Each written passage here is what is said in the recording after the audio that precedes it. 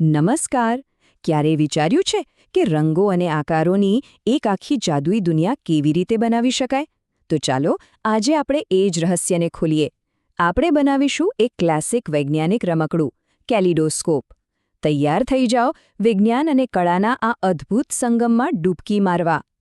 જરા જુઓ, કેલિડોસ્કોપની અંદર એક નજર નાખતા જ જાણે કે રંગો અને સમપ્રમાણતાના એક અલગ જ બ્રહ્માંડમાં પહોંચી જવાય. દરેક વખતે એને ફેરવો અને એક નવી, એકદમ અનોખી અને જટિલ કલાકૃતિ તમારી આંખો સામે તૈયાર. ખરેખર મંત્રમુગ્ધ કરી દે તેવું છે. પણ સવાલ એ છે કે આખરે આ જાદુ થાય છે કેવી રીતે? મતલબ ખાલી થોડા સાદા અરીસા અને રંગબેરંગી કાચના ટુકડા આટલી બધી સુંદરતા કેવી રીતે બનાવી શકે? ચાલો આજે આપણે આ જ રહસ્ય પરથી પડદો ઉઠાવીએ. તો ચાલો આ જાદુઈ ઉપકરણ બનાવવા માટેની બ્લુપ્રિન્ટ પર એક નજર કરીએ. જોઈને કદાચ નવાઈ લાગશે કે આટલી અદ્ભુત રચના પાછળ કેટલી સામાન્ય અને રોજબરોજની વસ્તુઓ વપરાય છે. આપણને બહુ ઓછી વસ્તુઓની જરૂર પડવાની છે. 3 સરખી અરીસાની પટ્ટીઓ, એક મજબૂત કાર્ડબોર્ડની ટ્યુબ, જોવા માટે એક આઈપીસ, 2 નાની પ્લાસ્ટિક ડિસ્ક અને હા, સૌથી જરૂરી થોડા રંગબેરંગી ટુકડાઓ. બસ આટલામાં જ આપણો આખો જાદુ તૈયાર થઈ જશે. કેલિડોસ્કોપ બનાવવાનું સૌથી પહેલું અને કહી શકાય કે સૌથી મહત્વનું પગલું છે એના હૃદયને તૈયાર કરવું, એટલે કે અરીસાઓનું પ્રિઝમ. આ જે જગ્યા છે જ્યાં પ્રકાશના પરાવર્તનનો બધો જ ખેલ શરૂ થાય છે. તો આપણે શરૂઆત કરીશું 3 એકસરખા માપની અરીસાની પટ્ટીઓથી. આમ તો સાવ સાધારણ લાગે, પણ આ જ 3 પટ્ટીઓ મળીને પ્રતિબિંબનો એક એવો અનંત ભ્રમ બનાવશે જે જોઈને કોઈ પણ આશ્ચર્યચકિત થઈ જાય. હવે અહીંયા માપ બહુ જ મહત્વનું છે હો. દરેક પટ્ટી બરાબર 15 સેન્ટીમીટર લાંબી અને 4 સેન્ટીમીટર પહોળી હોવી જોઈએ. આમાં જરા પણ આમ તેમ નહીં ચાલે. કેમ? કારણ કે જો માપમાં ગડબડ થઈ તો અંદર જે પેટર્ન બને છે ને એની આખી સિમેટ્રી, એની સમપ્રમાણતા જતી રહેશે. અને સાચું કહું તો આ રમકડાનો આખો જાદુ એની પરફેક્ટ સિમેટ્રીમાં જ તો છે. હવે આ 3 પટ્ટીઓને ટેપથી એવી રીતે જોડવાની છે કે એમની જે ચળકતી સપાટી છે એ અંદરની તરફ રહે, એકબીજાની સામે. એટલે આપણને મળશે એક પરફેક્ટ ત્રિકોણાકાર પ્રિઝમ. અને આ જ છે આપણા કેલિડોસ્કોપનું એન્જિન. ચાલો, આપણો જાદુઈ પ્રિઝમ તો તૈયાર છે. હવે સમય છે એને સાચવવા માટે એક ઘર બનાવવાનો. એટલે કે હવે આપણે કેલિડોસ્કોપનું બાહ્ય કવચ, એની બોડી બનાવીશું. જુઓ, આપણે જે પ્રિઝમ બનાવ્યો છે એ આ કાર્ડબોર્ડની નળીમાં કેટલી સરળતાથી ફિટ થઈ જાય છે. આ બંને મુખ્ય ભાગોને જોડી દઈએ એટલે કેલિડોસ્કોપનું મૂળભૂત માળખું તૈયાર. અહીંયા એક ખાસ વાતનું ધ્યાન રાખવાનું છે.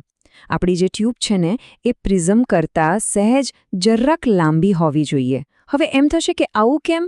તો એ જે વધારાની જગ્યા છે ને એ બહુ જ કામની છે. ત્યાં જ તો આપણો પેલો જાદુઈ કલર ચેમ્બર બનશે. અને હવે આપણે પહોંચી ગયા છીએ કેલિડોસ્કોપના સૌથી રોમાંચક અને જીવંત ભાગ પર, કલર ચેમ્બર. આ એક એવી નાનકડી દુનિયા છે જ્યાં રંગબેરંગી ટુકડાઓ મુક્તપણે નાચીને અવનવી પેટર્ન બનાવતા રહે છે. આ બનાવવું તો સાવ સહેલું છે. સૌથી પહેલાં ટ્યુબના છેડે પ્રિઝમની બરાબર સામે એક પારદર્શક ડિસ્ક મૂકો. પછી એના પર મનપસંદ રંગીન ટુકડાઓ નાખો અને છેલ્લે એને એક દૂધિયા રંગની ડિસ્કથી બંધ કરી દો, જેથી પ્રકાશ અંદર આવે પણ ટુકડાઓ બહાર ના નીકળે. તો આ 2 ડિસ્કની વચ્ચે એક સેન્ડવિચ જેવી રચના થઈ જાય છે, જે રંગીન ટુકડાઓને અંદર તો રાખે છે પણ એમને મુક્તપણે હલનચલન કરવાની અને પોતાની કળા બતાવવાની પૂરેપૂરી આઝાદી પણ આપે છે. બસ, હવે આપણે અંતિમ તબક્કામાં છીએ. ટ્યુબનો જે બીજો છેડો છે જ્યાંથી આપણે અંદર જોવાનું છે તેને એક નાનકડા કાણાવાળા કાર્ડબોર્ડના ટુકડાથી બંધ કરી દેવાનો. આ જ બનશે આપણો આઈપીસ, આપણી જાદુઈ દુનિયાની બારી. અને લો, આપણું પોતાનું હાથે બનાવેલું કેલિડોસ્કોપ હવે એકદમ તૈયાર છે. જોયું? કેટલી સરળ પ્રક્રિયાથી કેટલું સુંદર અને જાદુઈ પરિણામ મળ્યું. આને જ તો કહેવાય વિજ્ઞાન અને સર્જનાત્મકતાનો સંગમ. હવે એ ક્ષણ આવી ગઈ છે જેની આપણે રાહ જોઈ રહ્યા હતા. કેલિડોસ્કોપને કોઈ પ્રકાશવાળી જગ્યા તરફ ધરો અને આઈપીસમાંથી અંદર જુઓ.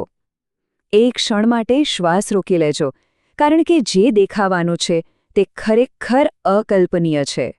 અને આ જુઓ, રંગો, આકારો અને સમપ્રમાણતાની એક એવી દુનિયા જે દરેક વળાંક સાથે બદલાઈ રહી છે. યાદ છે આપણે કેટલા સરળ ભાગોથી શરૂઆત કરી હતી? એ બધા જ હવે મળીને આ જાદુઈ દ્રશ્ય રચી રહ્યા છે. પણ કેલિડોસ્કોપ માત્ર એક રમકડું નથી. એનાથી ઘણું વધારે છે. એની અસર ઘણી ઊંડી અને વ્યાપક છે, ખાસ કરીને કલા અને ડિઝાઇનની દુનિયામાં. ચાલો જોઈએ કે આ સાદા રમકડામાંથી નીકળતી પેટર્નની શક્તિ ક્યાં સુધી પહોંચે છે.